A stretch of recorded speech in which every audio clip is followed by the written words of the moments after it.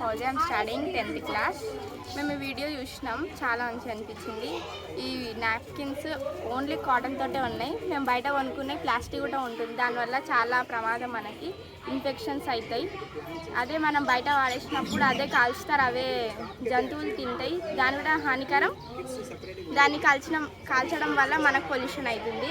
ఇది కాటన్నే యూజ్ చేసాం ఇప్పటి నుండి. Thank you. My name is Sindhu, I'm studying in 9th class. నాకు ఈ నాప్కిన్స్ ఎక్కువ శాతం బయట వాడొద్దు అని తెలీదు. నేను ట్యూషన్కి వెళ్తున్నా, అక్కడ చాలామంది చెప్పారు, కానీ అది నార్మల్గా ప్లాస్టిక్ వాడకుండా వేరేటి ఎట్లా వాడాలి ఎలా అని నాకు తెలియదు. కానీ రెగ్యులర్గా ప్లాస్టిక్ అవే వాడుతున్నా. మరి ఇక్కడికి వచ్చి మీరు వచ్చి చెప్పినాక అప్పుడు అర్థమైంది, ఓ ఇలాంటివి కూడా ఉంటాయా అని అర్థమైంది. వీడియోలో చూపించినప్పుడు ఆ కాలుష్యాన్ని ఎలా ఏంటి అనేది క్లియర్గా చూపించింది. కానీ నాకు ఇది ముందే తెలుసు, కానీ చెప్పుకోలేకపోతున్నా ఎవరికి.